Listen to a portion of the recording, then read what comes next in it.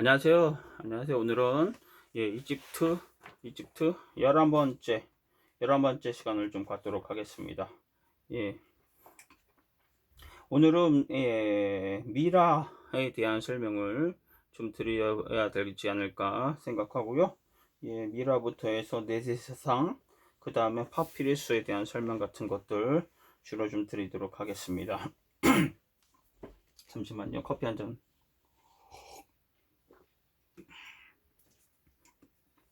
이집트 하면 아마 대부분의 분들은 피라미드, 투탕카멘, 클레오파트라, 뭐 거의 이집트 관련 뭐 TV라든지 동영상 같은 거 보시면 이런 것들이 주로 많이 나올 거고요. 그래서 뭐 그리고 또 이집트 하면 떠오른다고 하는 게 바로 미라가 아닌가 그렇게 생각합니다. 이집트 미라 하면 뭐 고대 고왕조 때부터, 고왕조 사실 선사 시대부터 미라가 만들어지긴 했습니다. 근데 선사 시대 때는 뭐 말씀드렸다시피 자연적으로 만들어진 거고, 고왕조 중왕조 이때도 미라가 계속 만들어지겠는데, 사실 실질적으로 고왕조 중왕조 때 미라에 대한 얘기들은 별로 그렇게 많진 않아요. 그 이유가 고왕조 때 뭐 미라가 초기 제작이 됐지만 기술적인 완성도는 바로 신왕국 때 이루어진다 이렇게 생각하시면 되겠고, 그래서 저희가 신왕국 시대를 미라의 시대다 이렇게 말씀을 좀 드릴 수가 있겠습니다.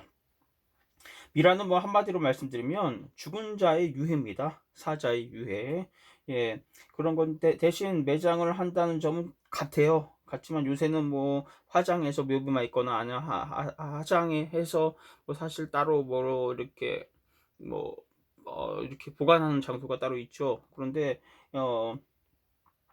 이때는 뭐 그러니까 사자의 유해를 건조시켜서 바짝 말려서 팔과 다리를 정확하게 살아있을 때의 모습하고 완전히 똑같이 만든다. 그렇게 생각하시면 되겠고요.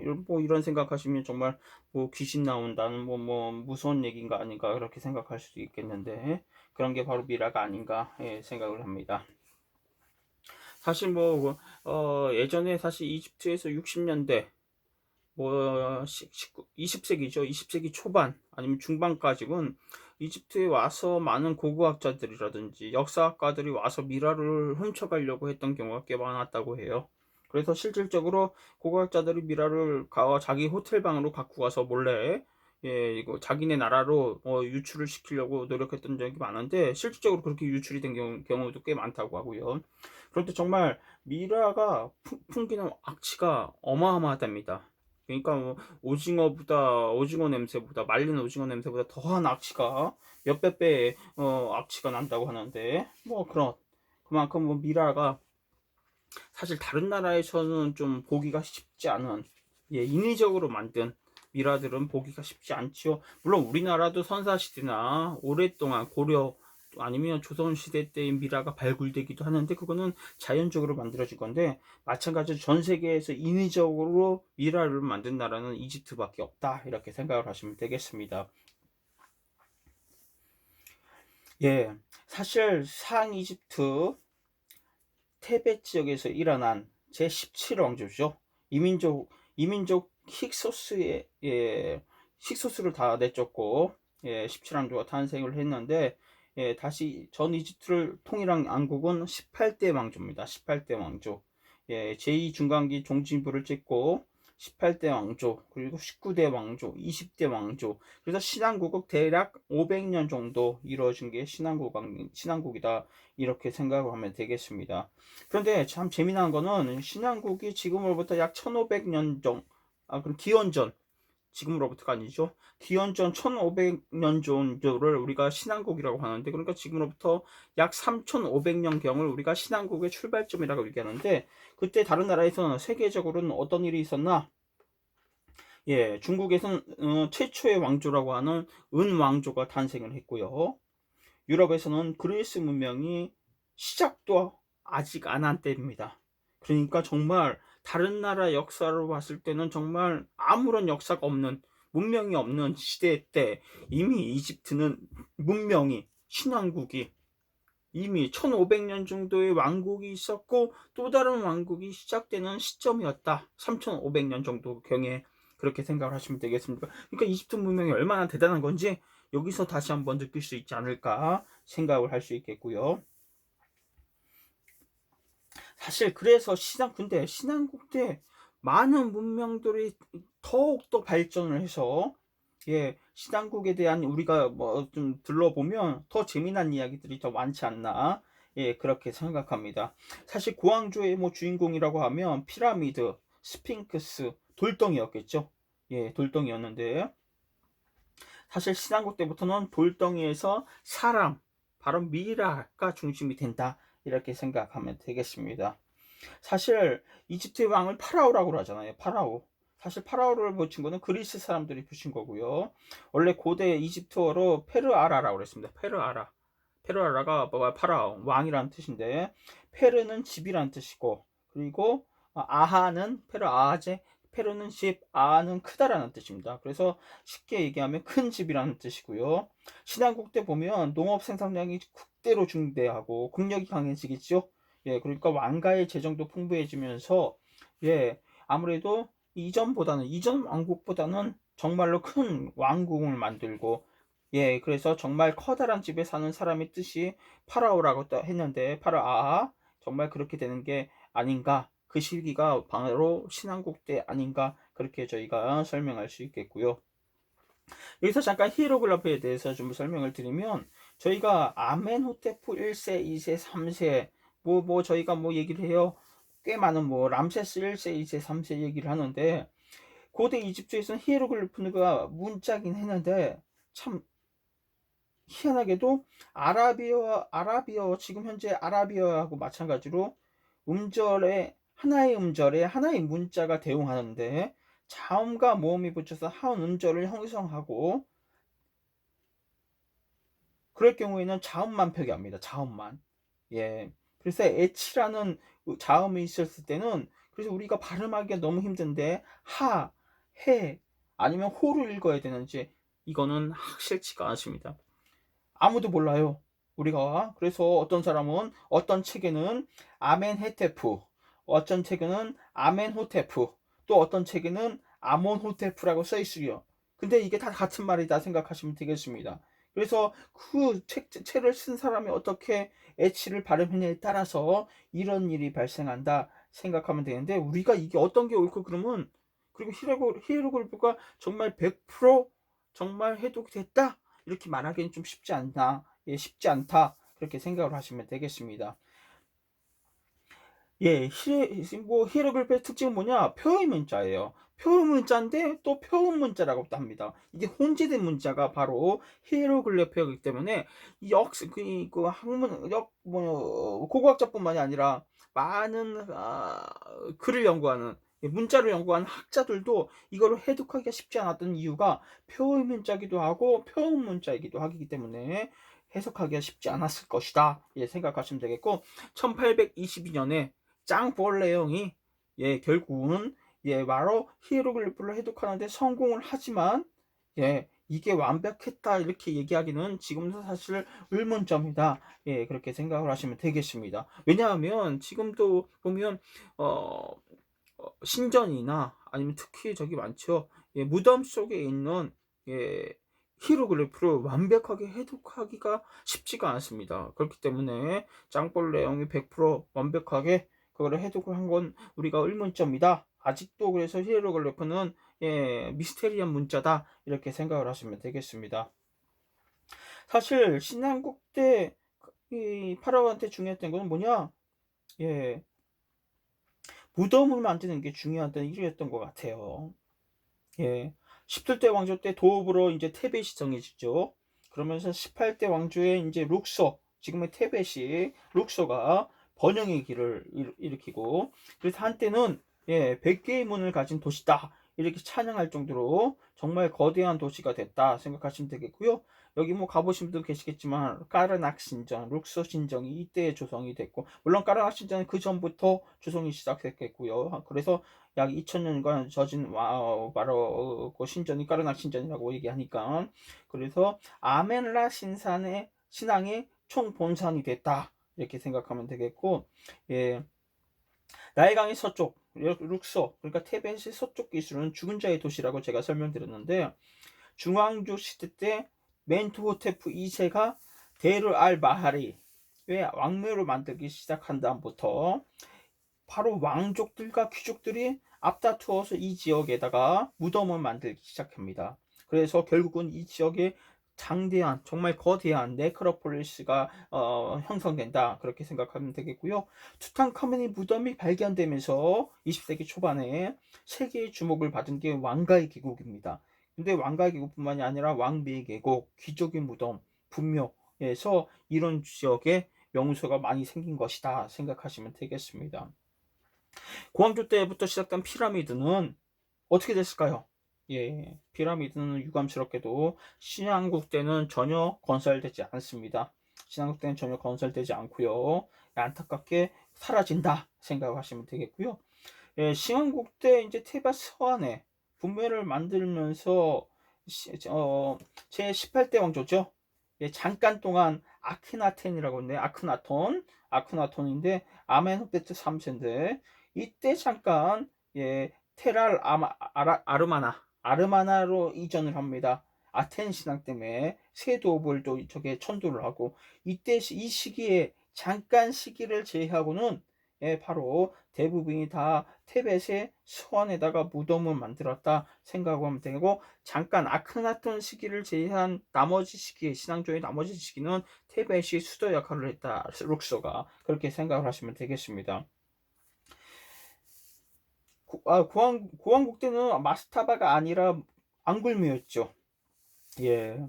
그래서 그런데 이 시기 때, 신약국 때 다시 인위적으로 세워서 만드는 무덤이 아니라 암굴, 바위 사이에 암굴을 파서 미라와 부장품을 매장하는 습성이 생깁니다. 이게 바로 왕가의 계곡, 여왕의 계곡인데, 그래서 왕가의 계곡에서 정말 긴 무덤은, 예, 크기가 긴 무덤은 세티힐스의 무덤인데, 입구에서 현실의 총 길이가 약 150m에 달한다고 하니까 어마어마한 길이다 생각을 하시면 되는데, 바위산을 뚫는데도 문제가 심했겠지만, 노력도 필요했겠지만, 그래서 어떻게 했냐, 파라오들은 즉위하자마자 자기 무덤을 만들기 시작했다, 이렇게 생각을 하면 되겠습니다. 그래서 이집트 사람들이 얼마나 내세를 중요하게 여겼는지 이것만 봐도 알 수 있지 않을까 생각이 됩니다. 매장을식을 하기 위해서 장례 사원도 만들었을 때는 왕가의 계곡 동쪽에, 예, 동쪽 바위산이 있는데 거기 있다가 장례 사원들을 주로 만들었다 생각하면 되겠고요. 동쪽에 왕이 죽으면 보통 왕의 유해는 70일에 걸쳐서 미라를 만들어졌다고 합니다. 70일. 예, 그래서 장례사원에서 의식을 거치고 그 다음에 앙굴묘에 깊숙이 매장됐다.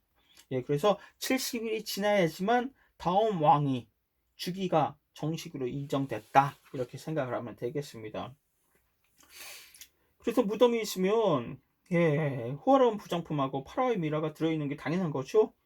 그런데 대부분의 왕묘는 도굴범들에게 의해서 다 도굴이 됐고요. 19세기에 접어들어 이제 연구가 이제 본격적으로 활발해지는데, 예, 이미 안에 들어갔더니 분묘에 폐허가 되어 있던 겁니다. 왕가의 대부분도. 근데 뜻밖에도 19세기에 아주 희한한 일이 생기는데, 미라의 실로 뭐 예를 들어서 다 도굴이 됐다고 했잖아요. 그런데 숨겨진 미라가 숨겨진 두 곳이 발견됩니다. 첫째는 데르 알 마하리, 그러니까 여러분들 보셨죠? 뭡니까? 여기 그 여왕 합세스트 여왕 장제전, 합세스트 장제전 보면 그 옆에 거기가 산인데, 그쪽에 예, 뭐예요? 절벽 아래로 예, 파고타 앙굴묘가 하나 발견되고요. 그리고 또 두 번째는 아멘호테프 2세의 분묘, 왕가의 계곡에 있는 거기에 너무나도 깜짝 놀랄 일이 벌어지는데, 미라들이 다 그쪽 두 곳에서 발견이 된다 생각하면 되겠습니다. 1881년인데, 예, 그 당시 제 두 번째 고고학자인데, 프랑스의 고고학자죠. 가스톤 마스페로. 이 친구가 고고학 장관이었는데, 고고청 장관이었는데, 이상한 소문을 듭니다. 이상한 소문. 이상한 소문도 들리고, 또 도거품들이 은근히, 예, 유통이 되고 있는 거예요. 그런데, 희한하게 제3중간기 21대 왕, 파라오 아멘 신간이었던 피네젬의 이름이 생긴 것이, 돌아다니는 겁니다. 그래서 희한해서, 스파이 작전을 만들어서 부자 관광객이처럼 행세하고 골동품을 사러 갔다 했는데, 알고 봤더니 쿠르나 마을의 라술 형제, 압둘 라술이라는 라술 형제의 짓인 것을 알게 되고, 그래서 라술 형제는 어떻게 됐을까? 압둘 라술 형제는 바로 잡히겠죠. 체포되고 치주를 당하님에 교묘하게 법망을 피해서 석방됩니다.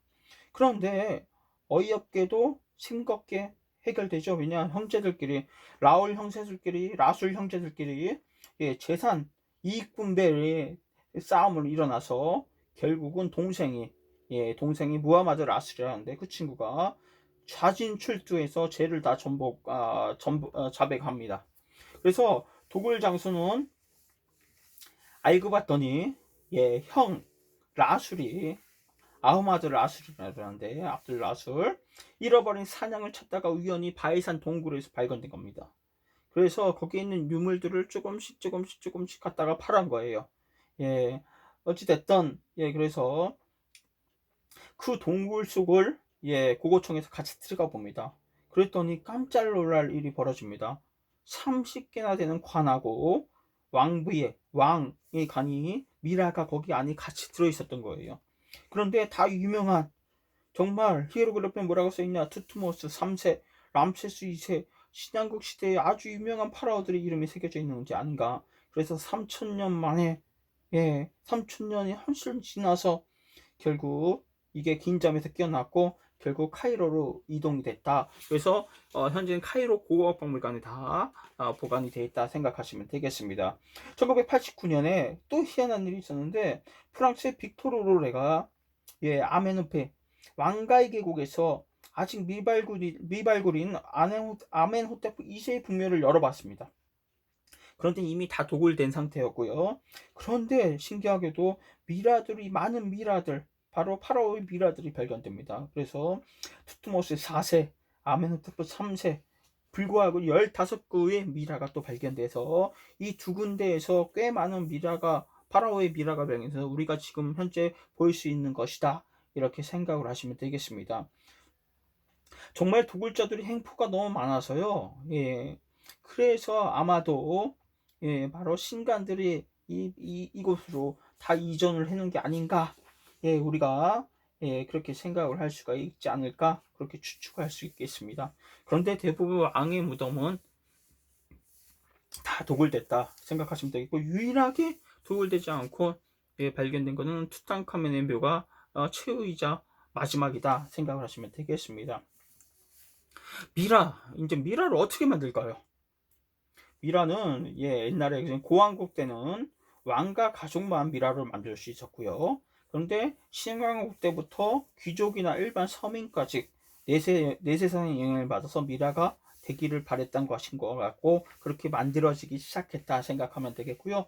그래서 엄청난 수가 신왕국 때 만들어지는데, 미라가, 역사학과 고고학자들은 이렇게 추측합니다. 아마 이 시대 때 고대 이집트 역사 통틀어서 아마 전 이집트 역사 통틀어서 한 1000만 구 정도의 미라가 만들어진 게 아닌가, 그렇게 추측을 하는 고고학자분들도 꽤 계십니다. 그래서 지금도 맨날 뉴스에 나오죠. 미라가 발견됐다, 무덤이 발견됐다, 미라가 뭐 39 발견됐다, 15구 발견됐다, 관이, 이런 얘기가 매일 뉴스에서 퍼져 나오는데, 아직도 그래서 이집트 땅 속에는 꽤 많은 미라들이 존재하지 않을까, 그렇게 생각이 좀 됩니다. 이때 신왕국 때 정말 비약적으로 미라를 만드는 게 발전이 돼서, 미라 제작을 전문으로 하는 미라사라는 직업이 생깁니다. 미라사라는.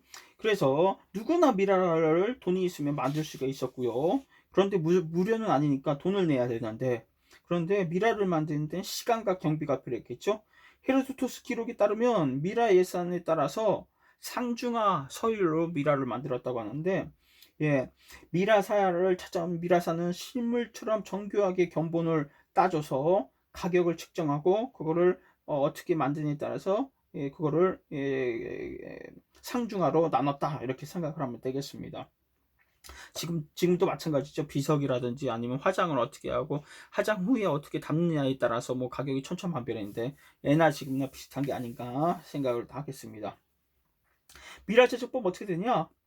가장 크게 다른 점은 이 3단계 중에서 있다 그랬죠? 상중하가 가장 크게 상중하를 나눌 수 있는 방법은 뭐냐? 내수와 내장을 꺼내는 방법에 따라서 틀립니다. 최고급 코스는 끝에 구부러진 가늘고 긴 금속 막대를 콧구멍으로 집어넣어서 신중하게 내수를 꺼내고요. 내장의 경우는 예리한 돌칼로 옆구리를 잘라서 10cm 정도죠. 그 손으로 내장을 다 끝냅니다. 그래서 내부는 말끔하게 방부 처리하고 원래대로 봉합한 다음에 꺼낸 내장이죠. 소장, 위장, 간장, 폐 네 가지는 방부 처리를 또 합니다. 그래서 카노푸스 단지에 항아리에 따로 보존해서 미라가 완성하면 4개의 카노푸스 단지를 미라와 함께 매장을 했었다. 그래서 여러분들이 고고학 박물관이나 어디 가보시면 이 카노푸스 단지를 많이 보셨을 겁니다.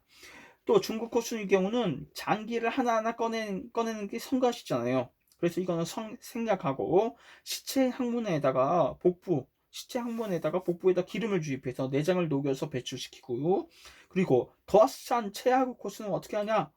설사약을 장수기에 집어넣어서 씻어내긴 다음에 미라를 만들었다. 이렇게 생각하시면 되는데, 미라를 만드는 데 있어서 탈수 과정은 없을 수 없는 방법인데, 주문한 등급에 따라 35일에서 70일 정도 걸렸다. 탈수 과정이. 그렇게 생각하면 되겠습니다.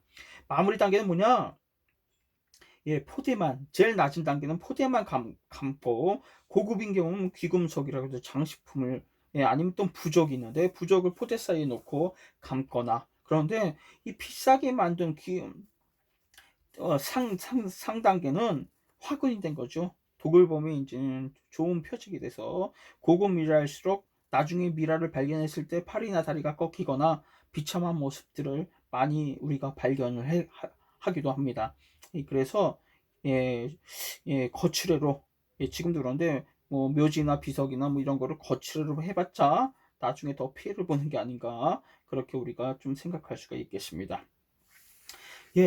그런데 심장은 어떻게 할까요? 심장만은 원래 있던 위치에 항상 두어야 됩니다. 미라사가 잘못해서 심장을 꺼내면 다시 집어넣어야 되고요. 왜냐하면 심장에는 이집트에서 가장 특별한 의미가 있었다.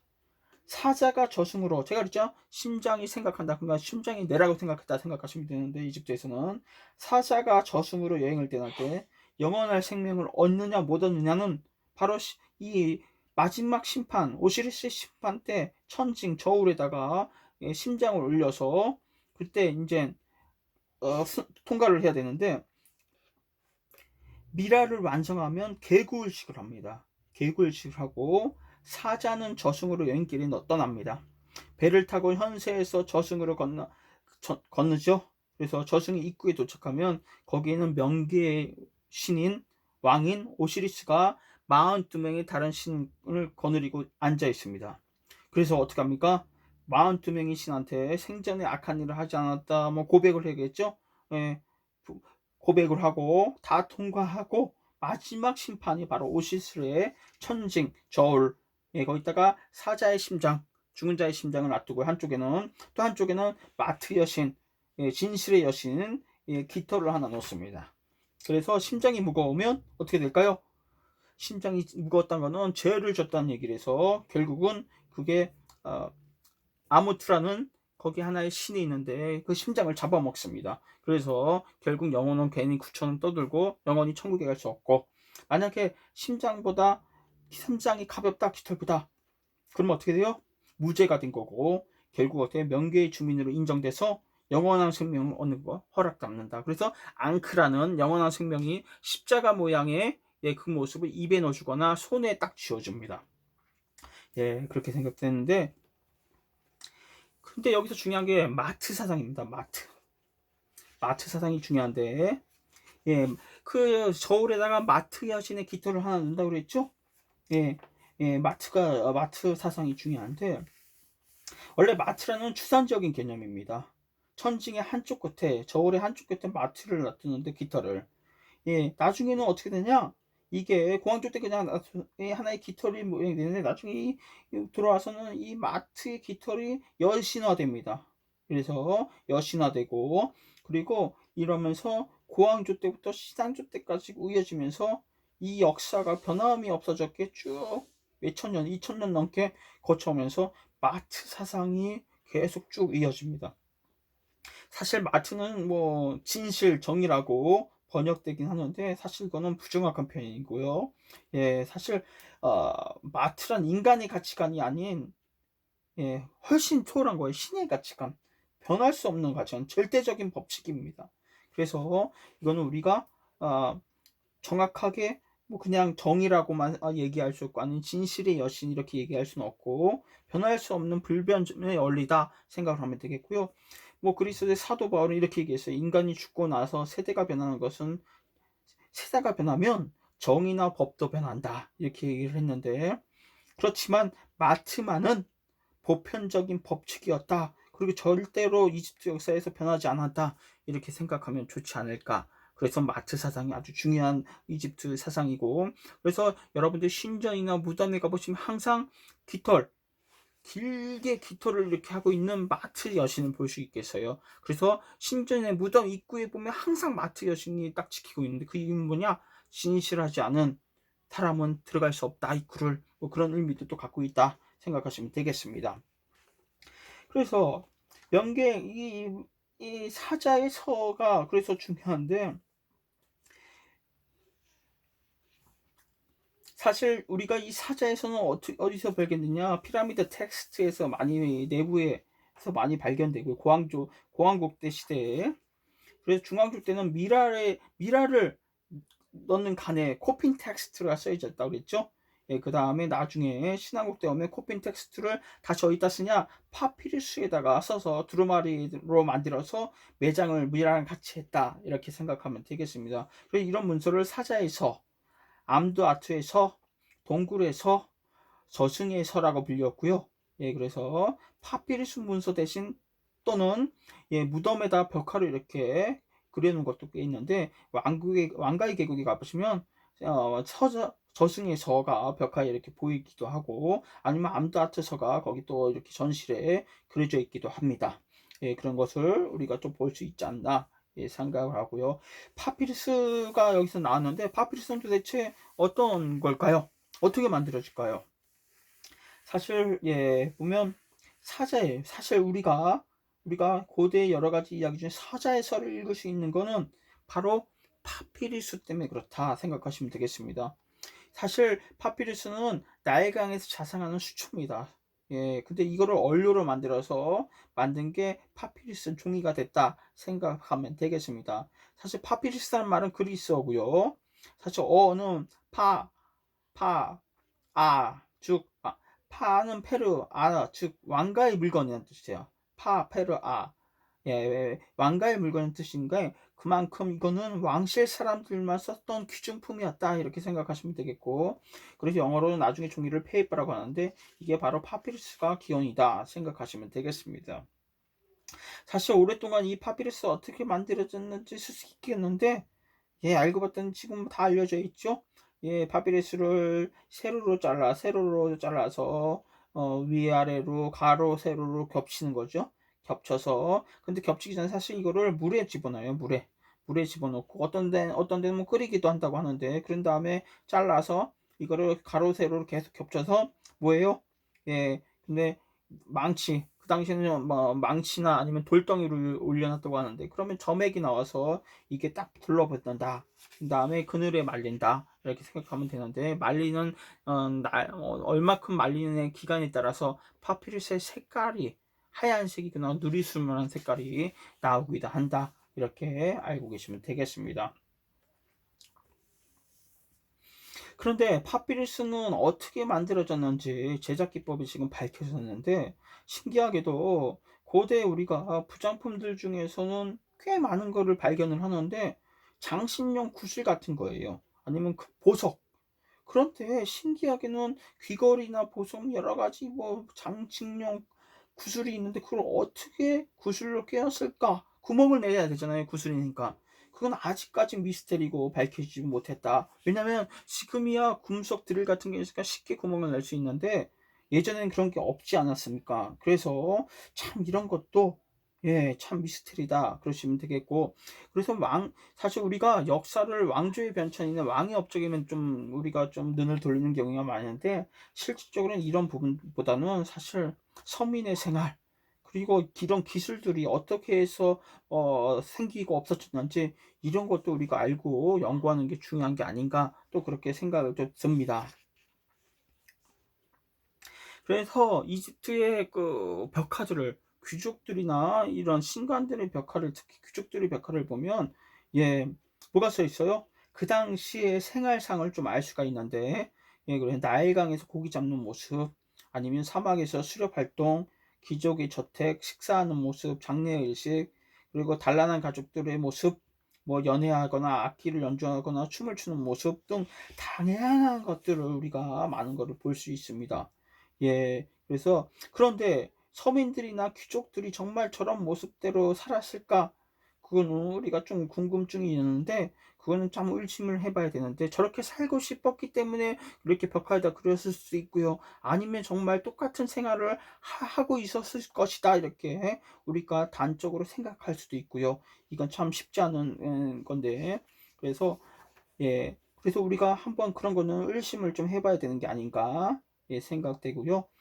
그래서 우리가 지금도 계속 뭐 어떤 역사를 공부하는 데 있어서 꼭 항상 왕이나 유명한 장군이나 이런 사람들의 역사를 좀 파헤치고 그거를만 연구할 게 아니라, 사실 이 박물관 같은 데 가보시면 서민들의 삶인 어떤 삶을 살고 있었을까, 이런 것도 중점적으로 보시는 것도 좋은 역사를 보는 관점이 아닌가, 그렇게 생각이 좀 듭니다. 오늘은 뭐 제가 신한국 출발점에 있어서 미라가 기하급수적으로 발전을 하고 만드는 방법이, 그러면서 미라의 시대라 신한국은 그렇게 말씀을 드렸는데, 그래서 그리고 미라 만드는 방법, 그리고 뭐 파피루스, 뭐 이런 부분을 좀 설명을 드렸습니다. 오늘 이만 하도록 하겠습니다. 다음에 뵙겠습니다.